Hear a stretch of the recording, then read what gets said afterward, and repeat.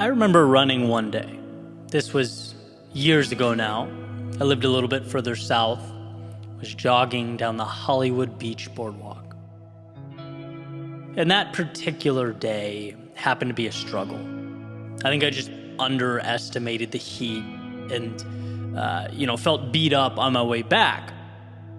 But as I was passing all these people who were walking on the boardwalk, some going to the beach, some were going to get food, everyone was kind of doing their thing.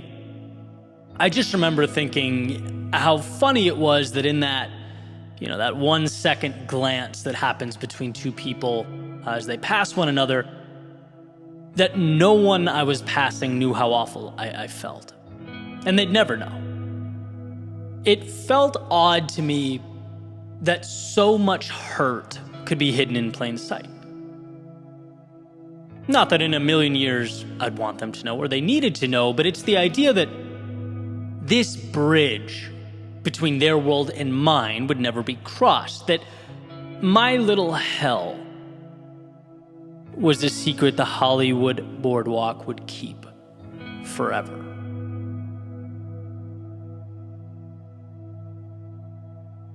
In a way, it's kind of crazy to think about. How someone can be going through their own struggle, and it's never apparent to passersby. Right? Think about that. The vast majority of chaos on planet Earth, it goes unseen. Everyone's just kind of carrying around their own invisible burdens. That Hollywood boardwalk probably keeps more secrets than I can comprehend. And I've talked about this before, how over time, one of my biggest mental shifts was detaching from this notion that everyone has it all figured out and I'm the one stumbling through. Everyone else jumps out of bed, excited, screaming, "Let's go world, let's do this," right? Well, I dealt with my unease and my concerns. And that's just wrong, right? Yeah, there's certainly variability in everyone's problems. We're not all the same. But everyone is climbing their own mountain. Everyone has their own cross to bear. I remember a quote from Viktor Frankl. He said, "To draw an analogy, a man's suffering is similar to the behavior of a gas. If a certain quantity of gas is pumped into an empty chamber, it will fill the chamber completely and evenly, no matter how big the chamber. Thus, suffering completely fills the human soul and conscious mind, no matter whether the suffering is great or little. Therefore, the size of human suffering is absolutely relative." Eye-opening message. Relative and felt by all. See, there's two things I take from this. First, and probably the most obvious, I think it calls for us to be more compassionate to others, at least as much as we can. I've fallen short here plenty of times, we all do, but it reminds us that it should be a North Star. And two, there's a pragmatic element here, signifying that very rarely is what goes on around us about us. Very rarely is it personal. Because often our first instinct is to assign intentionality to things that happen around us. How could this happen to me? How could they do this to me?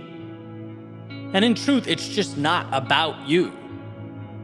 Again, the deepest, most complex aspects of human beings are invisible to everyone but the person they're happening to. Everyone is, to some extent, running down their own boardwalk on a hot summer day.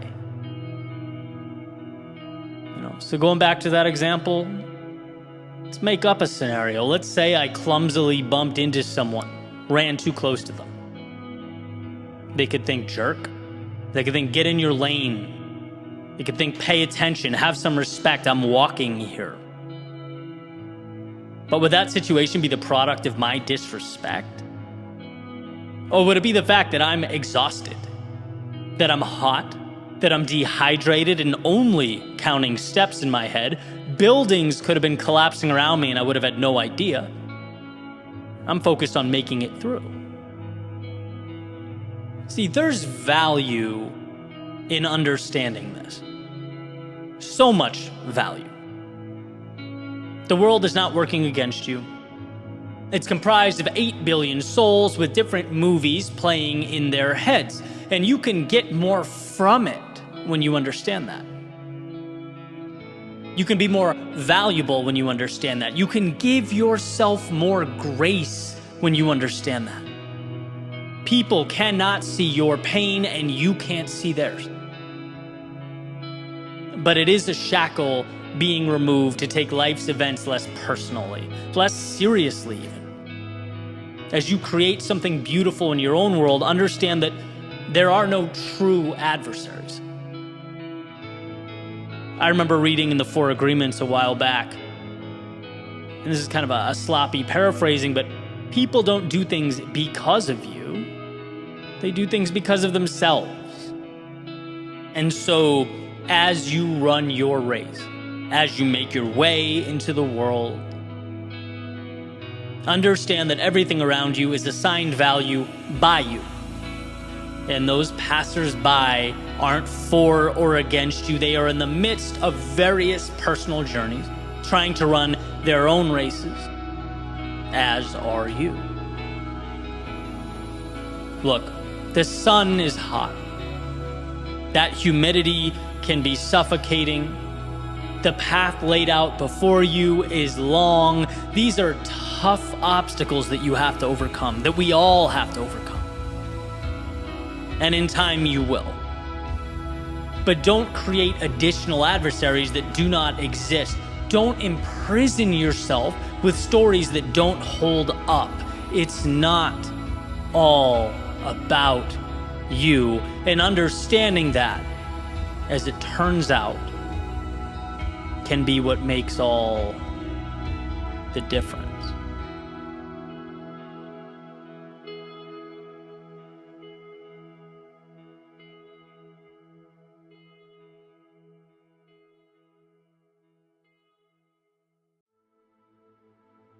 We are the stories we tell ourselves.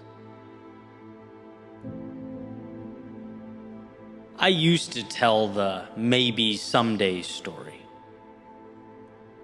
until I saw the value contained in the why not today story. I was the main character in the how do I not mess things up story until I pushed my way into the how about capturing life's upside story. I believed wholeheartedly in the what will my friends, acquaintances, people I used to know think of me story before I felt the freedom of the you don't live life for them, you live life for you story. My scarcity story preceded my abundance story. My bowing before the odds story preceded my simply do not stop story. My you don't deserve them story preceded my if you're not a net positive on my life, I don't want you around story. My maybe I can be that impactful, add that much value, make that much money, have that much fun story preceded my I'm going to do all those things. Now how do I arrange these pieces to support my mission story? As I've grown and learned and changed, so have the stories that I've told myself. And I can look back and always draw a direct line from the stories I was telling and the life I was living. We get in life what we allow, and our narratives, our stories, happen to be the gatekeepers. If you want to change the situation, change the story, right? If you're telling yourself the world is against you, you'll live like the world is against you. If you're telling yourself the world is conspiring to help you live your best, you'll find the opportunity where you otherwise wouldn't. And you'll find it not through magic, but because you're looking for it. It's that simple. We don't look for things that go against our narratives. We don't seek things out that we don't believe exist. Those internal stories prompt our action, and our action changes our reality. Since finding this a few weeks ago, it's become one of my favorite ideas. Alan Watts, speaking to a classroom of students, he says, when a flag is flapping in the wind, is it the wind or the flag that moves? Neither. It is the mind that moves. Our minds are moving, they are internalizing and painting the portrait that becomes our reality. If you don't like the reality you're seeing, guess what? It's not the world, it's how you're viewing the world. It's what you're doing about your world. And I understand how hard it can get, how we all oscillate between periods of struggle and contentment, how low the lows can feel. I get it. But the truth is, the wrong stories will simply keep you down, hold you there. They'll ensure blinders stay on as life rotates around you and the opportunity dissipates. We are the stories we tell ourselves. And that's beautiful news because it means the reflection in the mirror holds the key to transformation. Life can give you the details, the context, but it can't write the script. That, my friend, is all you.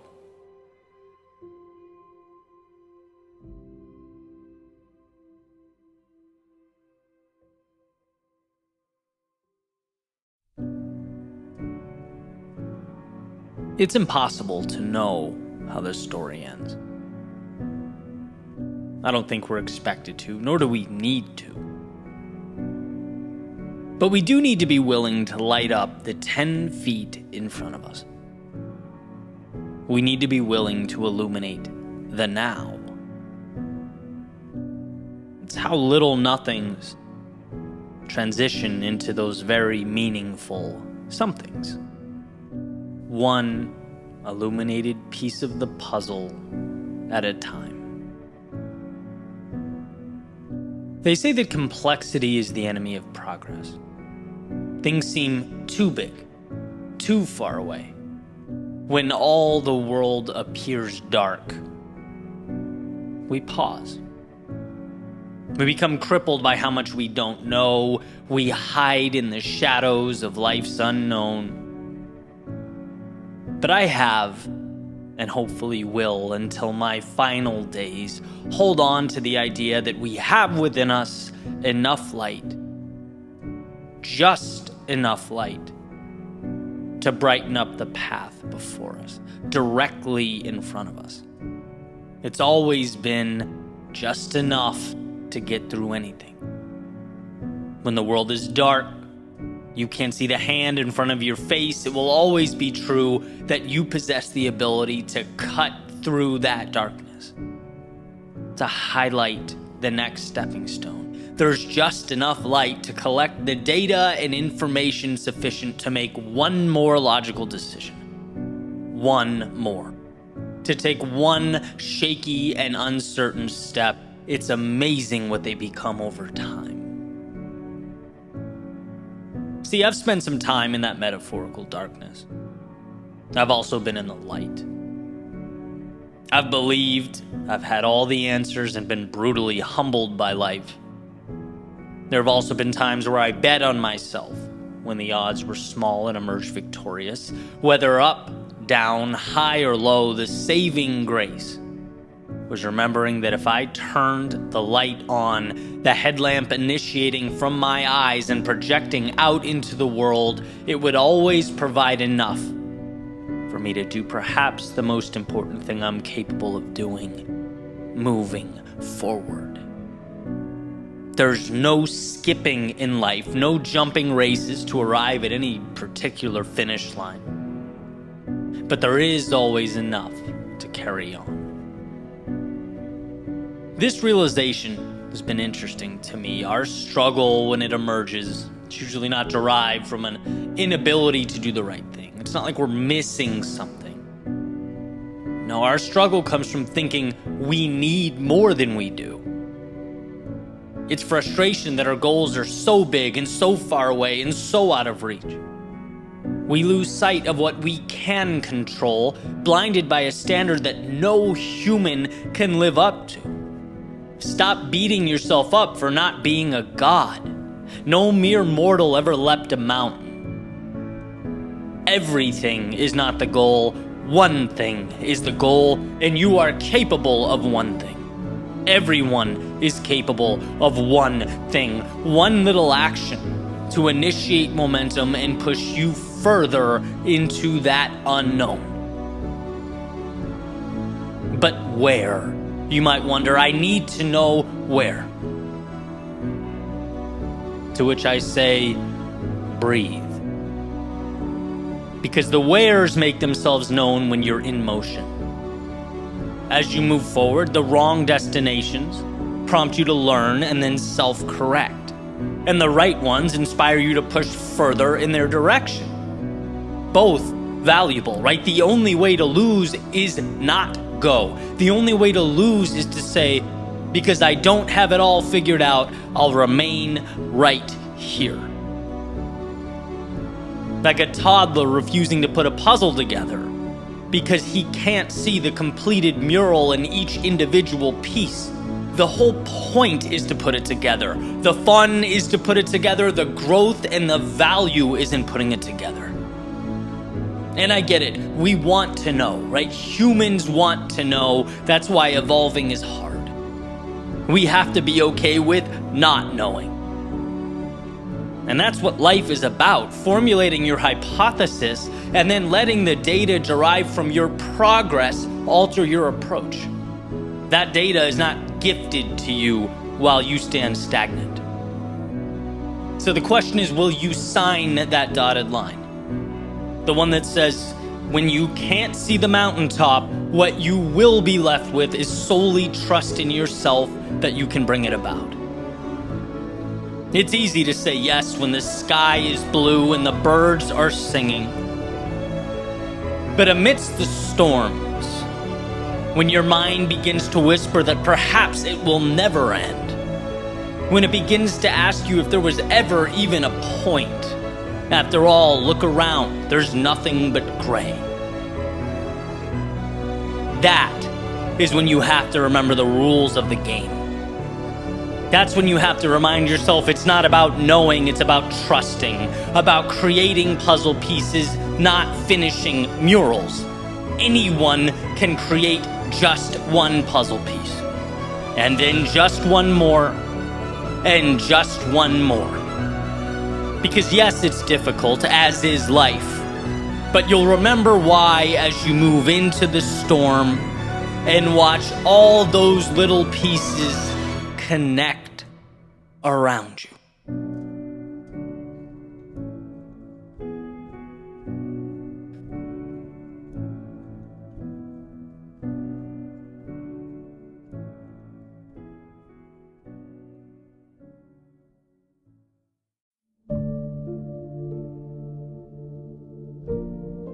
Remember what's yours to control and what's not, what must be let go.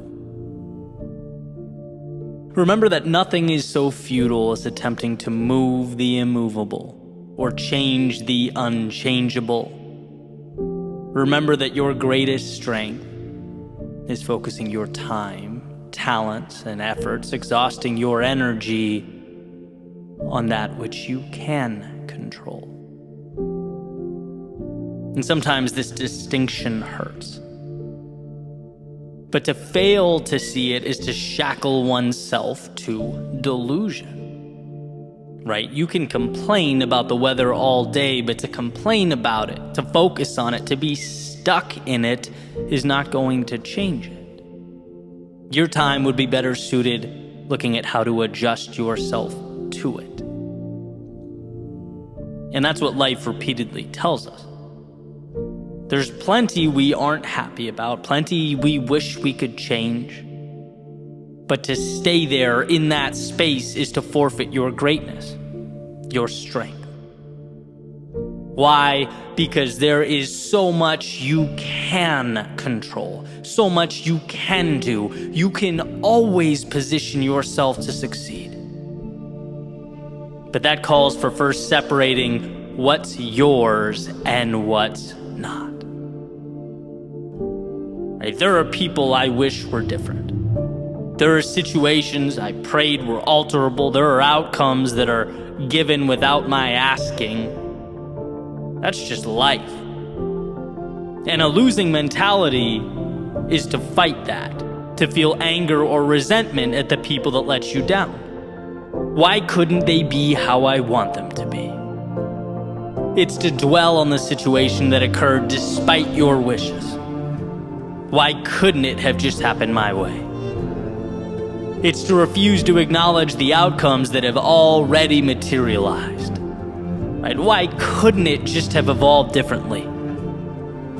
All that, as hard as it is to see, is embracing a mentality of victimhood. It's walking down a path that has no desirable destination in store for you. When you accept the unchangeable, you then become the architect of your reality.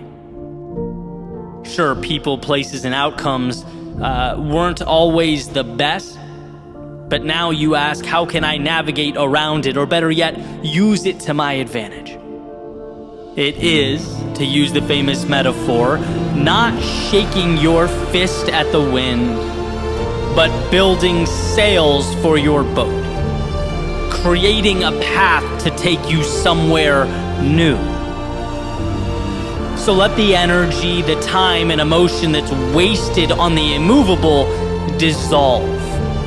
The question worth asking is, where do you most want to be, and how can you get there? And while those details outside the scope of your control can feel like a bottomless gap in your way, I promise that what's around you is enough to build a bridge over it. There's enough there for you to find your way, so long as we learn to separate the gap from the bridge, the details from the solutions. When all you see is why you can't go, or how it can't be solved, or how impossible something is, it's not that you are looking at an unfortunate truth, it's that you are looking at the wrong supporting evidence. When we stop seeing the details and outside circumstances as the deciders of fate, we win. When we place our eyes upon the controllable, when we step into what is ours to move and shape and transform, we finally see that the journey to something bigger is not only possible, it is inevitable.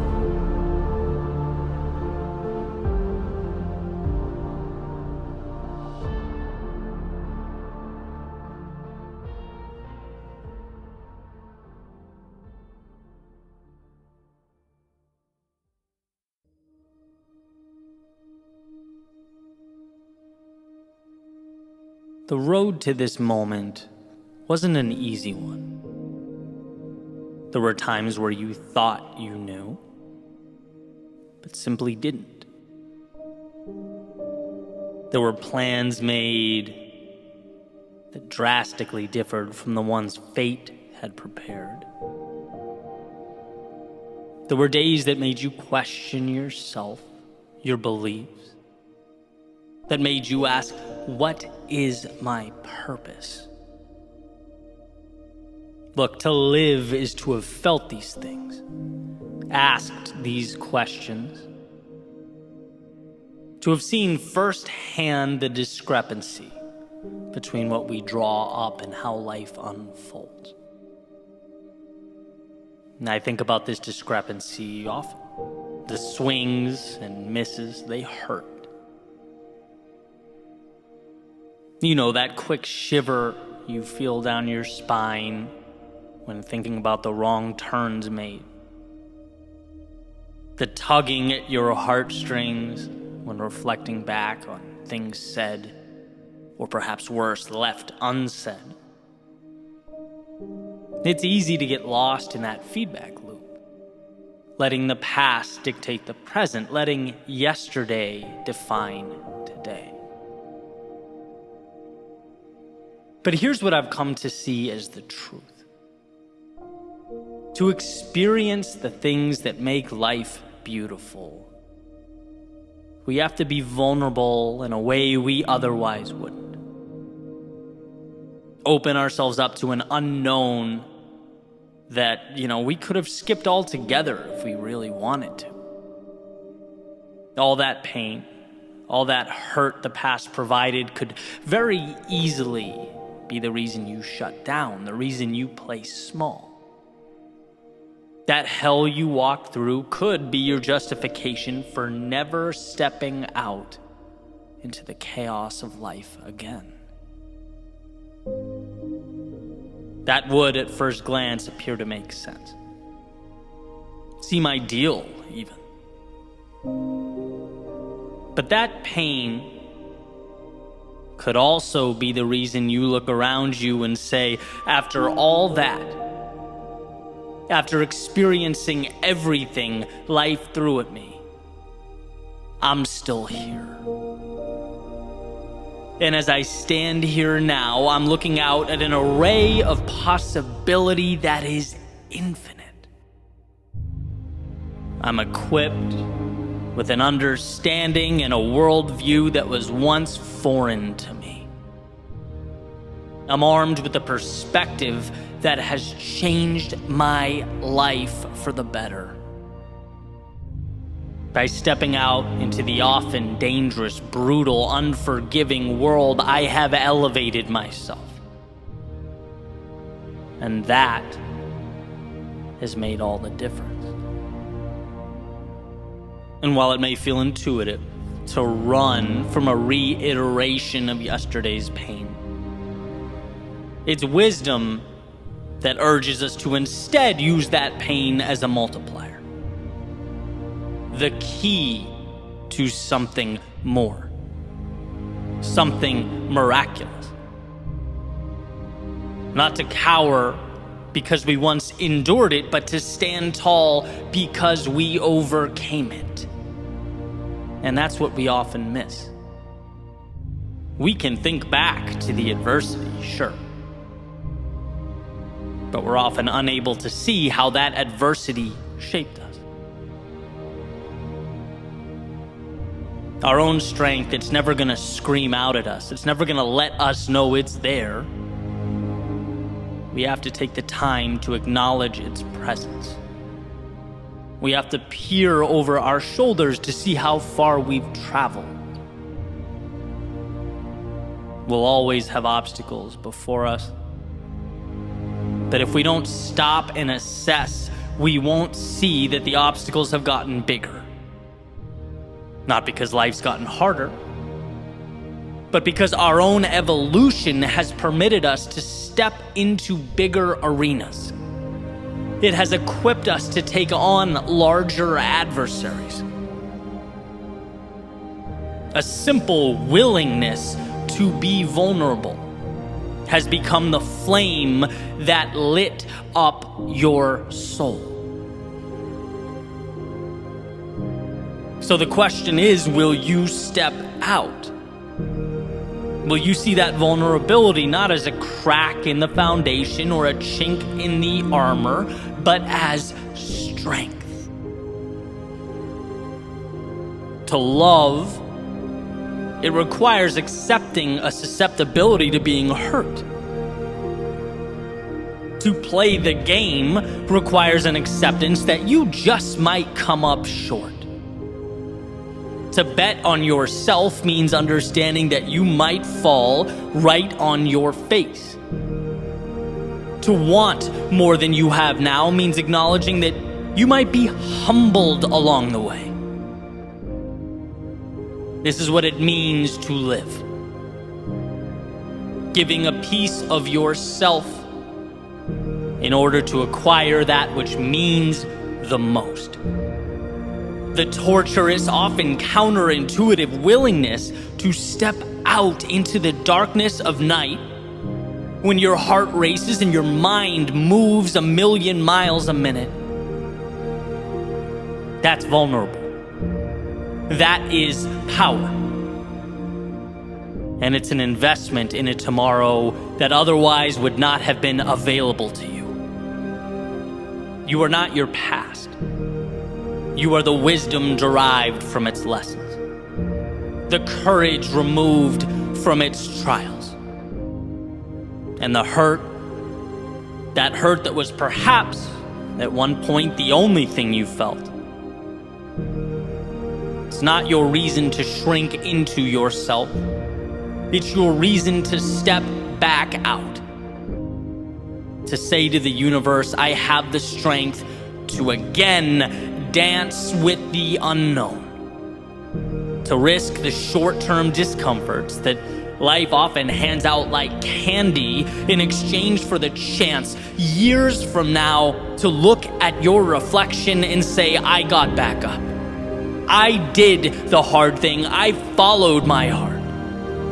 I wandered into that darkness to obtain the wondrous reality that is, for a time, concealed. I did that. So love again. Grow again. Try again. Build again. Believe again. See again. Feel again, step out into the world again. This is who you are. Underneath the fear and insecurity, underneath all those reasons to not go, there lives the beginning of the miracle that is life. And it won't be easy. The timing will never feel perfect, but the question will always exist. It will always exist within an arm's reach of where you stand. Can you be that vulnerable? Can you be that courageous? And not just when things are going well, but amidst the turmoil, the chaos, the self-doubt, when your memory only wants to play highlight reels of where things went wrong, where you swung and missed. Will you choose to see those moments not as the chains that confine you, but as the strength that elevates you? Will you be vulnerable enough to give away some of you in order to expand and transform all of you?